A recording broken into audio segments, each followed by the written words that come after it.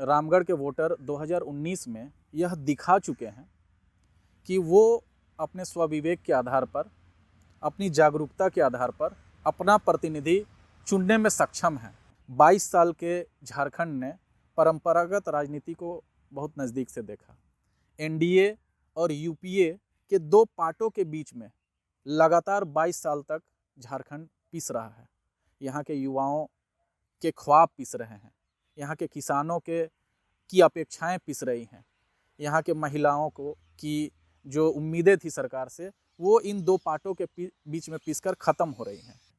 तो एक अपेक्षा तो लोगों की रहती है कि बड़ी पार्टियां नए चेहरों को, नए योग्य चेहरों को मौका दे, लेकिन चूंकि उपचुनाव होता है और इसमें सरकार की साख का भी सवाल रहता है और बहुत सारी चीज़ें रहती है और पता नहीं कौन से पैमाने पर वो लोग तय करते हैं कि उनका प्रतिनिधि कौन होगा। लेकिन मेरी राय अगर कोई पूछे तो मैं यह चाहूँगा कि इन पॉलिटिकल पार्टीज़ को भी नए चेहरों को, जिनके काम में या जिनके एक्टिविटीज़ में या जिनके विजन में स्कोप दिखता है, पोटेंशियल दिखता है, ऐसे चेहरों को इनको अगुवाई करने का मौका देना चाहिए।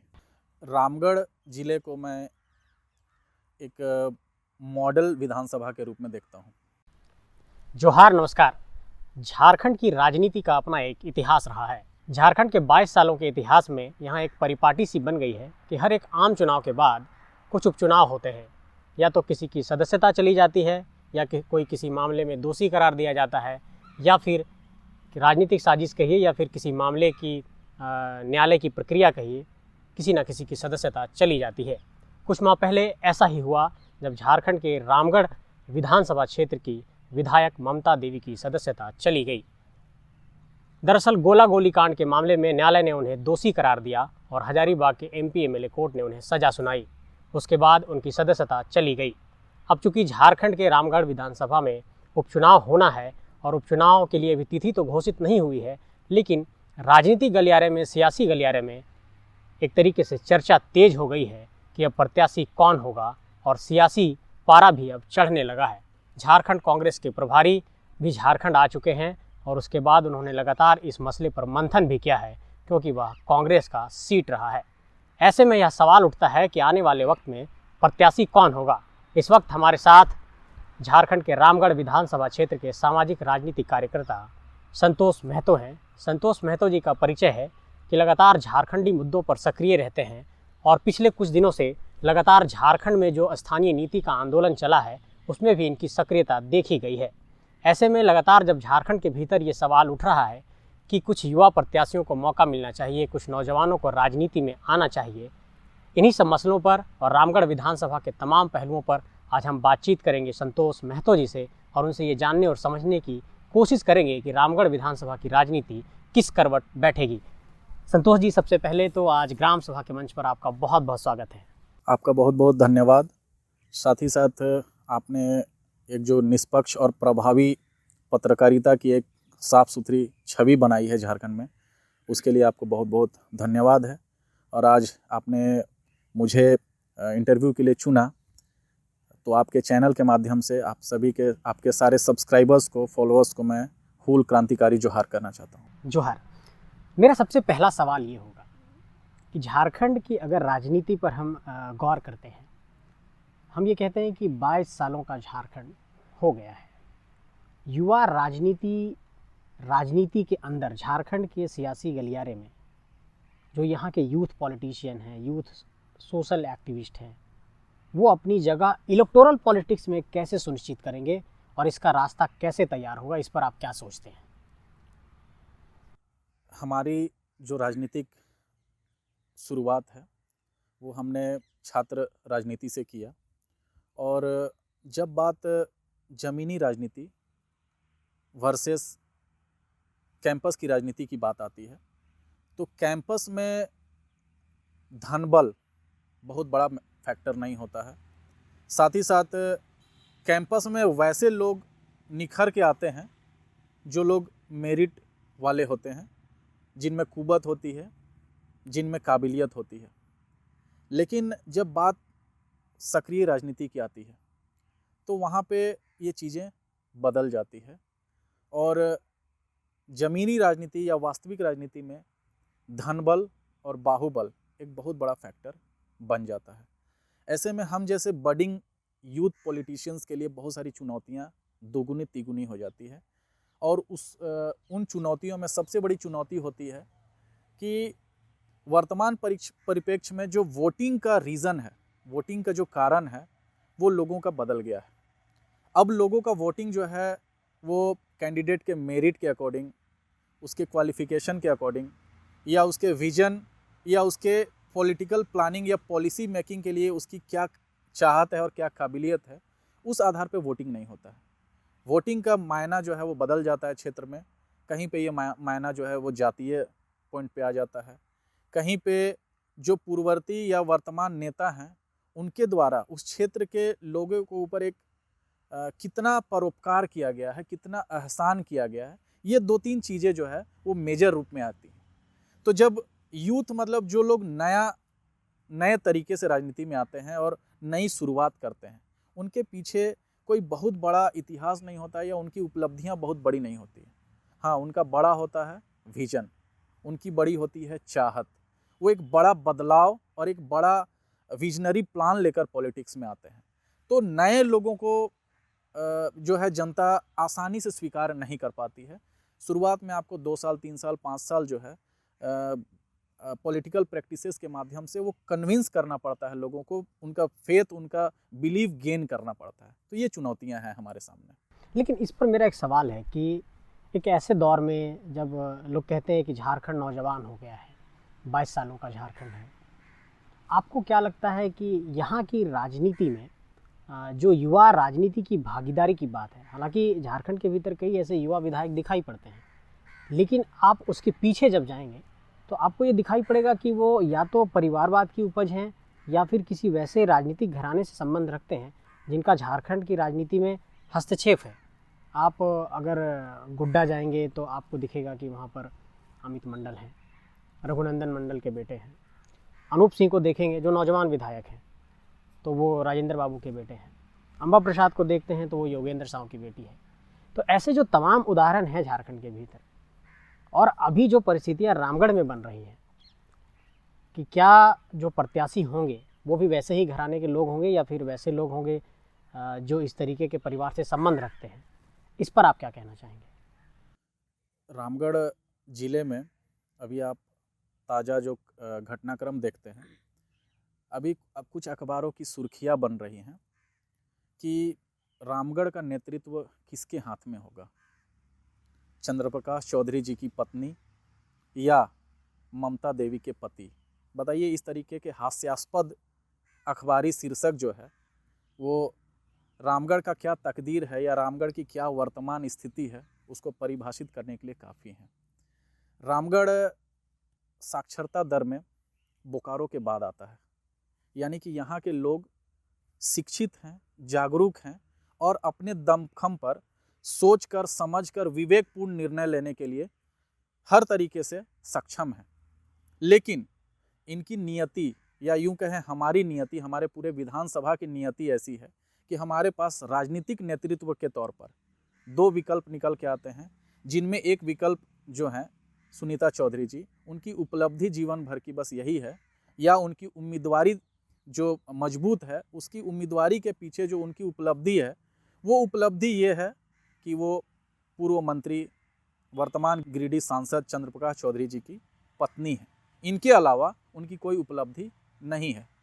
दूसरे तरफ जो रेस में दिखते हैं, उनकी उपलब्धि भी कमोबेश यही है कि वो पूर्व विधायक ममता देवी के पति हैं। तो ये रामगढ़ विधानसभा की नियति है। अब ऐसे में ये देखना है, और यह जो चुनाव है ये एक तरीके से इन नेताओं के बीच का, या इन नेताओं को समझने या इन नेताओं को देखने से ज़्यादा दिलचस्प यह देखना होगा कि रामगढ़ के जो शिक्षित युवा हैं वो अपना प्रतिनिधि किस रूप में देखना चाहते हैं। ये परिवारवाद से ग्रसित या परिवारवाद के आकंठ में डूबे हुए प्रतिनिधि, या फिर कोई एक ऐसा चेहरा जो एक प्लानिंग, एक पॉलिसी मेकिंग विजन के साथ में रामगढ़ की राजनीति में सक्रिय है। लेकिन आप लगातार लिटरेसी रेट और एजुकेशन की बात कर रहे हैं, यही सवाल जब आप पर आकर के टिकेगा कि अगर संतोष महतो इस बात को कह रहे हैं तो उनकी शिक्षा क्या है, तब आपका जवाब क्या होगा? ये तो बहुत ही अच्छा सवाल मेरे लिए है, क्योंकि अक्सर अभी बड़े बड़े जनसभाओं में भीड़ जुटाकर लोग अपनी डिग्री का बखान कर रहे हैं। मैं पीएचडी कर रहा हूँ।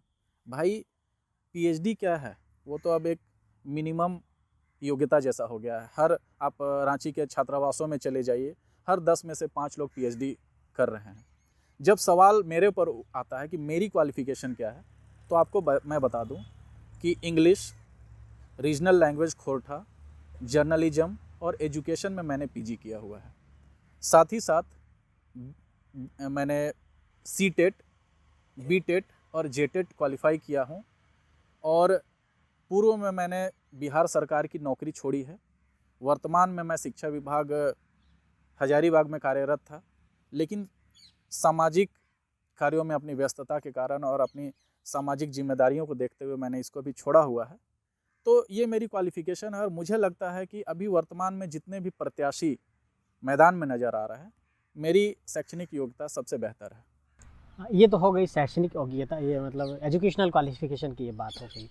अगर एजुकेशनल क्वालिफिकेशन से परे उस बिंदु पर जाते हैं जहाँ पर वोटरों के चेतना का सवाल आता है कि क्या वोटर्स जो वोट करते हैं वो पैसे पे करते हैं, या किसी चीज़ से वो प्रभावित होते हैं, या फिर उनमें एक अपनी पॉलिटिकल अवेयरनेस है, अपनी एक राजनीतिक जागरूकता है।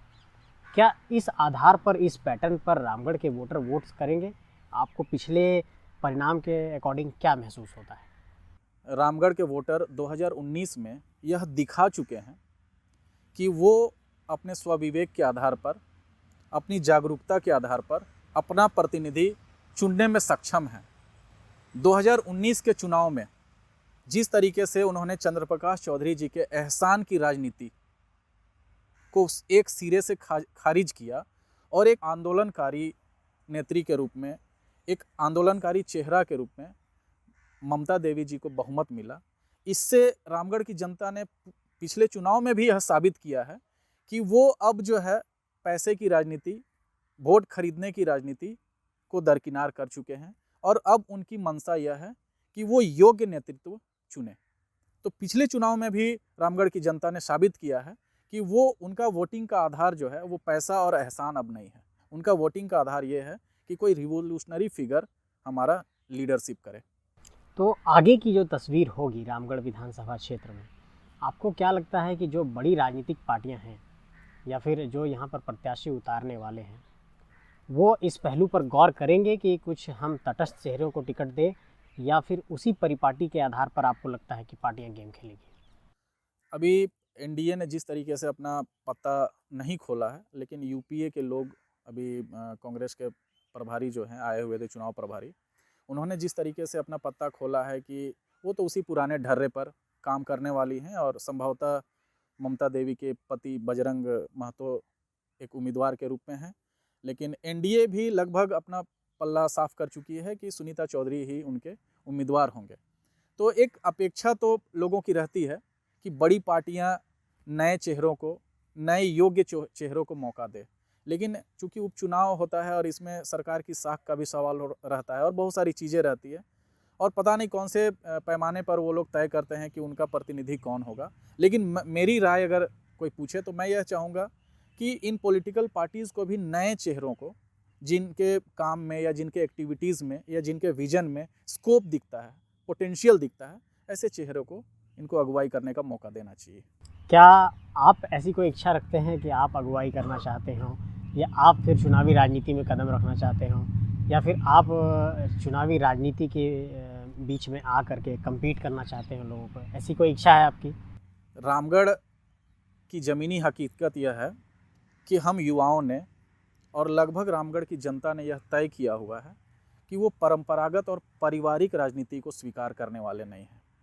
भले एनडीए के लोग खुश होंगे कि वो चुनाव जीतने वाले हैं, या यूपीए के लोग खुश होंगे कि वो चुनाव जीतने वाले हैं, लेकिन ज़मीनी हकीकत यह है, जो अंदर की खबर यह है, अंदर की मैं आपको बात बताता हूँ कि रामगढ़ की जनता ने तय किया हुआ है कि वो परिवारवाद की जो राजनीति है उसको इस बार भी वो मात देने के मूड में है, और हम जैसे नए चेहरे नेतृत्वकर्ता के रूप में उभरेंगे, इसकी गारंटी है। 22 साल के झारखंड ने परंपरागत राजनीति को बहुत नज़दीक से देखा।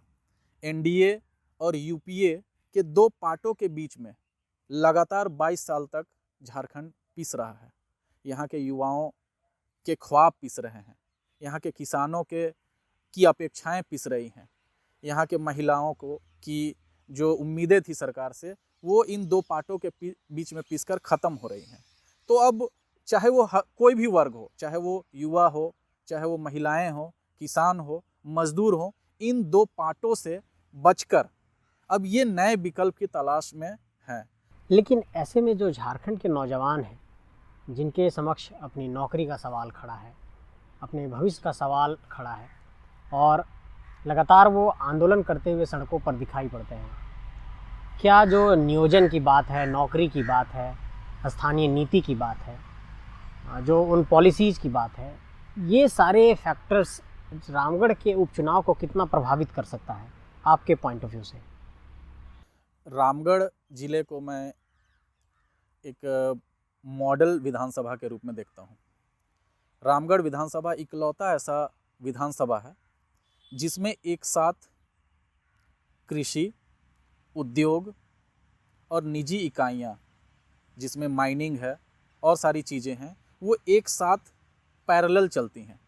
रामगढ़ विधानसभा के एक कोने में एक राष्ट्रीय स्तर का एग्रीकल्चर कॉरिडोर का स्कोप दिखता है। गोला क्षेत्र में, गोला क्षेत्र झारखंड के अग्रणी क्षेत्रों में है जो कि कृषि कार्य के लिए जाना जाता है। वहीं दूसरी तरफ दुलमी और आसपास का जो क्षेत्र है वो निजी इकाइयों का वहाँ पे बहुतायत है। रामगढ़ के ब्लॉक में मांडू, पतरातू ये क्षेत्र देखेंगे तो यहाँ माइनिंग चल रहे हैं।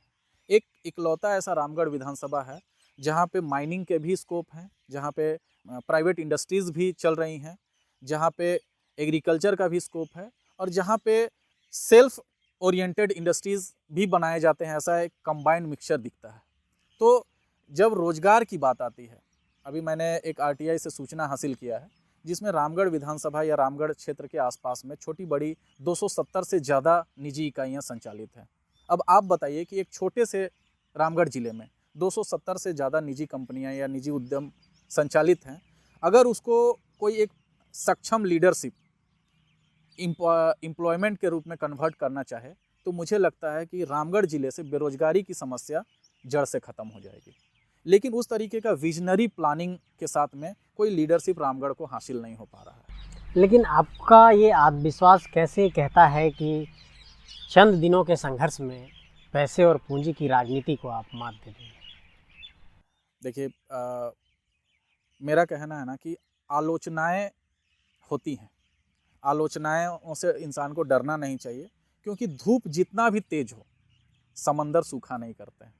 तो रामगढ़ विधानसभा में चाहे धनबल की राजनीति या फिर बाहुबल की राजनीति, चाहे जितना भी तेज हो, लेकिन हम लोग जो है वो असीम संभावनाओं के साथ में, असीम ख्वाब के साथ में विधानसभा में आए हैं और हमारा पूरा ख्वाब है, हमारा पूरा विश्वास है कि हम लोग चुनाव जीतेंगे। लेकिन जब दल की बात आएगी, आप उन दोनों दलों के विरोध में खड़े हैं जो लीडिंग पॉलिटिकल पार्टियां हैं, तो आपकी संभावना किससे है? आप किस पार्टी से आ सकते हैं? देखिए, पहले तो मैं इस बात से वाकिफ़ नहीं रखता हूँ कि मैं किसी के विरोध की राजनीति करता हूँ, मैं विकल्प की राजनीति करता हूँ। मेरा कहना है कि एनडीए यूपीए के पार्ट में आपके और हमारे ख्वाब इतने दिनों तक पिसते आए हैं, अब हमारे पास एक विकल्प होना चाहिए और वो विकल्प हम लोग लेकर आएंगे। आप एक श्याम नाम का संगठन भी चलाते हैं और आप उसके साथ केंद्रीय अध्यक्ष भी हैं। आप ये बताइए कि जो युवाओं की राजनीति आपने की है या इतने लंबे समय तक इस संगठन को चलाया है, उसका क्या अनुभव और क्या आपके पास इनपुट्स आया है जिसके आधार पर आपको लगता है कि रामगढ़ की राजनीति में एक नया आदर्श स्थापित करके चुनाव को जीता जा सकता है? क्या यह सब इतना आसान है? 2019 का जब चुनाव हो रहा था उस समय आजसू के कार्यकर्ताओं, उनके नेताओं का जो कॉन्फिडेंस था वो 7वें आसमान पर था। कुछ छुटभइये नेता तो यहाँ तक कहते थे कि चंद्रप्रकाश चौधरी के खिलाफ अगर मोदी जी भी चुनाव लड़ेंगे तो वो हार जाएंगे। लेकिन उस समय 2019 के चुनाव में भी हम और हमारे संगठन ने पहले ही कह दिया था कि चंद्रप्रकाश चौधरी जी की ज़मीन खिसक चुकी है और वो बहुत बुरी तरीके से हार रहे हैं, क्योंकि हम और हमारे संगठन के लोग ज़मीनी तौर पर काम करते हैं। जो ज़मीनी सच्चाई होती है, जो जन आकांक्षाओं पर ये खरे नहीं उतरे थे, उन सभी का हमें पहले से एहसास था और परिणाम भी उसी के अकॉर्डिंग आया और ये बुरी तरीके से पराजित हुए। रामगढ़ की जनता ने चंद्रप्रकाश चौधरी और आजसू की राजनीति को पूरी तरीके से खारिज किया हुआ है 2019 के ही चुनाव पे। एक विकल्प के तौर पे, एक पैरेलल चेंज के तौर पे उन लोगों ने ममता देवी को स्वीकार किया था। ममता देवी जी की कोई इंडिपेंडेंट उस तरीके की पोटेंशियल इमेज नहीं थी। चंद्रप्रकाश चौधरी जी के परंपरागत और रूढ़िवादी राजनीति से परेशान होकर उनके राजनीति को खारिज कर इनको एक विकल्प के तौर पर देखा गया था। लेकिन जब यह चुनकर आई तो पहले तो इनको 1-2 साल लग गए सारी चीज़ों को समझने में। उसके बाद भी प्रभावी ढंग से ये राजनीति को नहीं समझ पाई और जो अपेक्षाएं रामगढ़ के लोगों ने इनके साथ जोड़ के इनको प्रतिनिधित्व देने का मौका दिया था, वो अपेक्षाएं धरी की धरी रह गई। रामगढ़ विधानसभा का विकास अगर डेवलपमेंट का अगर पैमाने पे देखा जाए तो डेवलपमेंट एक तरह के तरीके से रुक गया। हाँ, अगर कुछ चीज़ें बदली तो वो बदली कि यहाँ पे फियर फैक्टर, जो भय का माहौल था, जो पूंजीवाद का माहौल था, जो साम्राज्यवाद का माहौल था, जो गुंडा राज था, जो भय था, वो ख़त्म हुआ। लेकिन मेंटल पीस लोगों को मिला, लेकिन मेंटल पीस को सपोर्ट करने के लिए जो इंफ्रास्ट्रक्चर होना चाहिए था, जो मोटिवेशनल पॉलिटिक्स होनी चाहिए थी या जो स्कोप क्रिएट करने चाहिए थे, वो नहीं हो पाए। तो आपको क्या लगता है कि वहाँ के जो नौजवान हैं या फिर जो भी वहाँ के वोटर्स हैं ऐसी राजनीति का इंतज़ार कर रहे हैं और वो ऐसा कोई विकल्प चाहते हैं जो उनके सामने आए?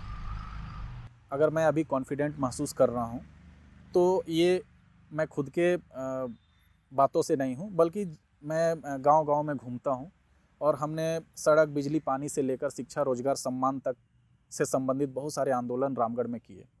और जो युवाओं का, जो यहाँ के लोगों की अपेक्षाएं हैं, जो इन लोगों की भावनाएं बदली हैं, इनका जो पॉजिटिव अप्रोच राजनीति के लिए बढ़ा है, अब यहाँ के लोग प्रोग्रेसिव, पॉजिटिव और प्रोडक्टिव पॉलिसी मेकिंग पॉलिटिक्स को देखना चाहते हैं और उनकी उम्मीदें जो है हमारे साथ जुड़ी हुई हैं।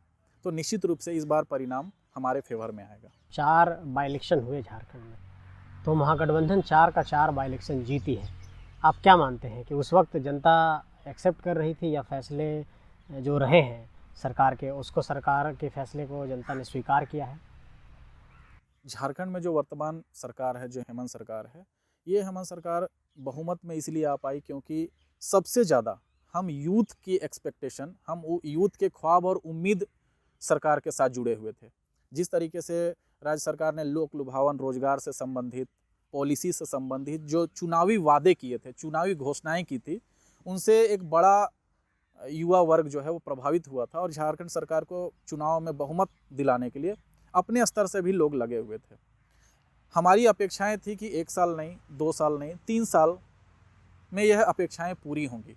लेकिन जिस तरीके से कंटिन्यूअस एक के बाद जो है सरकार के दावे खोखले साबित हुए, सरकार का छलावा हमारे सामने आया, हमें यह पक्का यकीन हो गया कि ये वर्तमान सरकार झूठ बोलने के अलावा, ठगने के अलावा या छलावा करने के अलावा और कुछ प्रैक्टिकल, प्रायोगिक या समाधान ओरिएंटेड काम करने वाली नहीं है। तो ये सरकार बदलेगी। तो हमारे साथ थे संतोष महतो। झारखंड के इस विधानसभा उपचुनाव में परिणाम क्या होगा, कौन प्रत्याशी होंगे, यह सब तो फिलहाल वक्त के गर्भ में है। लेकिन ये फिलहाल ज़रूर है कि झारखंड की राजनीति गरमाएगी और कहीं ना कहीं हेमंत सोरेन सरकार की भी अग्नि परीक्षा होने वाली है कि जो झारखंड के नौजवान सड़कों पर हैं या फिर झारखंड के वो तमाम लोग जो लगातार आंदोलन कर रहे हैं, चाहे स्थानीय नीति की बात हो या भाषा आंदोलन की बात हो या फिर नौजवानों के नौकरी का सवाल हो, इन सवालों की परीक्षा झारखंड के रामगढ़ विधानसभा उपचुनाव में होने वाली है और हेमंत सोरेन सरकार की परीक्षा वहाँ जरूर होगी। फिलहाल ये देखना दिलचस्प होगा कि झारखंड के इस उपचुनाव में कौन बाजी मारेगा और किसके हाथ जीत लगेगी। लेकिन फिलहाल रामगढ़ विधानसभा के भीतर राजनीतिक सरगर्मी तेज है और प्रत्याशियों के नाम को लेकर कई कयास लगाए जा रहे हैं। धन्यवाद।